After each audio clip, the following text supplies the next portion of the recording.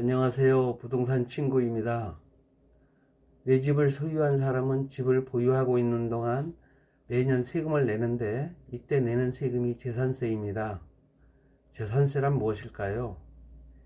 일정한 재산에 대해 부과되는 조세를 말하며 과세 대상이 되는 재산으로는 토지, 건축물, 주택, 항공기, 선박이 있습니다.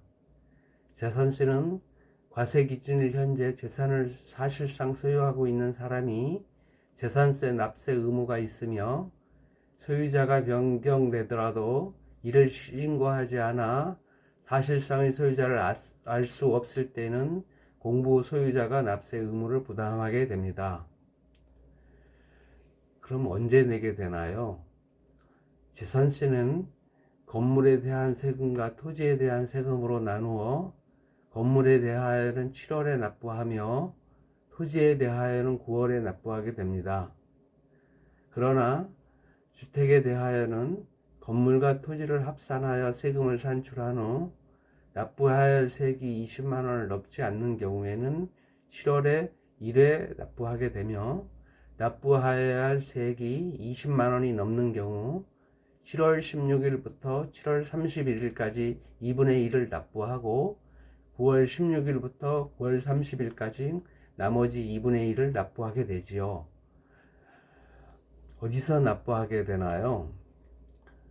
주택이 소재하는 시, 군, 구청에 납부하시면 됩니다.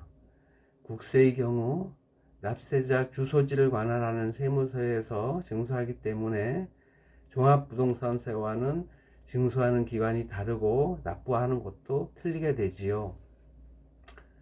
재산세는 누가 납부해야 하나요? 매년 6월 1일 기준으로 집주인이 내게 됩니다.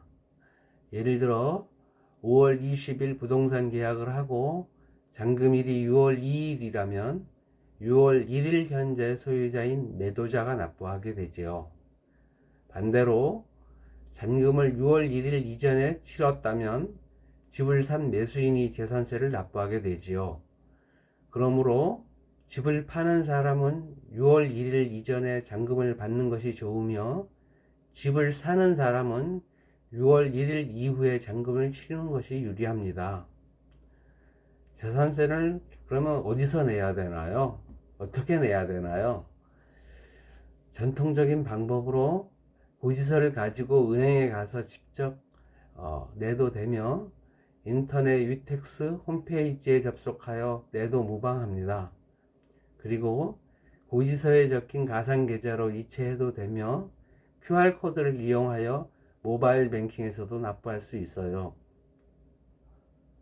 얼마를 내게 되나요? 주택에 대한 재산세는 주택 시세가 아닌 시가 표준액을 기준으로 부과하게 돼요. 따라서 정부가 매년 조사하여 산정하는 시가 표준액에 따라 재산세 금액도 달라지게 되어 있어요. 시가 표준액이란 지방세를 부과할 때 기준이 되는 가격으로 단독주택의 경우 개별주택 공시가격을 적용하며 아파트 연립주택의 경우 공동주택 공시가격을 적용하여 세금을 산출하게 되지요. 공정시장가액 비율은 과세 표준을 정할 때 공시가격에 곱하는 비율을 말하며 현재 주택은 60%, 토지 및 건축물은 70%로 정해져 있어요. 즉, 이 비율이 높아질수록 과세 표준이 커서 세금 부담이 가중되게 되지요. 세부담 상한제가 무엇인가요? 재산세의 급격한 인상을 완화하기 위해 전년도 재산세액을 기준으로 일정 비율을 초과하여 세금을 거둘 수 없게 제한하는 제도를 말해요. 주택의 경우 공시가격 3억 이하인 경우 105%, 3억 초과 6억 이하인 경우 110%, 6억 초과하는 경우 130%의 상한선을 두어 전년도 재산세 대비 과다한 증가를 막고 있어요. 그럼 분할 납부는 가능한가요?